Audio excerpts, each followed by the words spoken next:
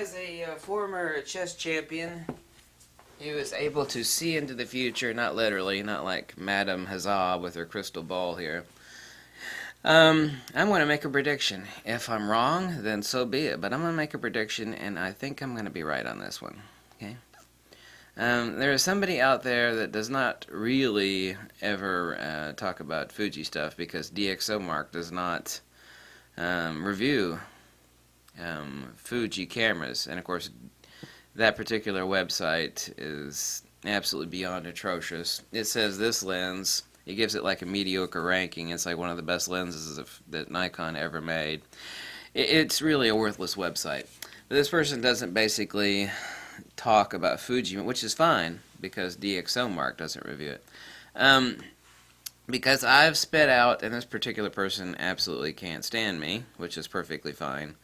I've been doing tons of reviews of praising the Nikon praising the Fuji X-T2. You know, I made a lot of videos on the Fuji X-T2, and I've also said, and it is true, that the autofocus tracking acquisition is faster on the X-T2 than it is on the Nikon D500. As I've warned people, however, people that just get the camera, you can't toss a battery at it and go out in the street. You know, you have to know how to set the autofocus mode, the autofocus area, the autofocus custom settings, and you need to have a vertical grip on it and have it in boost mode, because unlike other cameras where you stick on a grip and it's just another grip and battery, no, with the Fuji X-T2 and you throw on that vertical grip, it gives you enhanced features of electronic viewfinder and faster frame rate, and also lessens the blackout time between shots, which also allows for higher hit rate for the autofocus continuous of the camera to hit on and acquire the target. So the less blackout there is, the more the sensor is able to hit on the subject to snag it. So that's very, very important.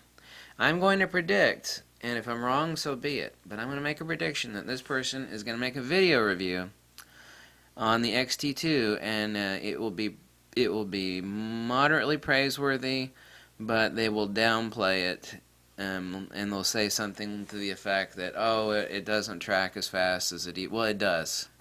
I have 2 Fuji X-T2s and 2 Nikon D500s. I'm not up here as a fanboy for anybody, nor to blow smoke up your butt. When I says that the autofocus tracking, I didn't say the buffer, okay, I didn't say a high ISO performance, I said the autofocus tracking on the X-T2 is faster than the D500, I meant it. So I predict that this person will make a video stating that it is not as fast as a D500, and in some other area remaining to be seen, they will downplay it. So I'm going to actually make this video right now that I'm talking in right now as a jump video, as a preemption, and a prediction. It could prove to be wrong, this video and this prediction, okay? You know, I'm open to that, but I'm really good at predicting people's, you know, all you have to do, like, is examine something for a while, and you're able to see an algorithm of its general, you know, you put this here, it's going to go there, you do this. So that's, I predict right now that that's what's going to happen. It hasn't occurred yet. When the video uploads, I'll either be proven right or I'll be proven wrong. But I predict, and this person in the past, actually a bunch of Fuji people complained on another camera, and the person had to remove that video and redo the review/experiment with the camera. And that's another indicator. So this video is just a prediction that other video will come out, and if it is said in that video that the X-T2 does not track as fast as the D500, that will be incorrect. You have to have all the modes set correctly, and you have to have the vertical grip on it in boost mode. And there might be some downplaying on some other things. But, you know, hey, we all know there's no such thing as a perfect camera, so we can't say, oh, God, it's perfect, you know, it's just everything. I could just throw away everything else I have, and this is the only camera in the world. You know, we're not saying that. I did give the camera, the Fuji X-T2, a 10 out of 10. There's always room for some improvement on something, okay? No perfect camera. Fuji doesn't have huge glass either. You know, Fuji ain't got a lens like this, for example, 180mm f2.8.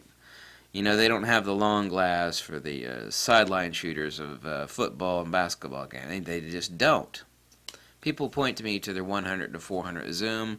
It's like, that's a zoom. I'm talking about big ass prime lenses, you know, the big 400 millimeter or the 300 millimeter 2.8s. You know, it doesn't exist, and that's fine.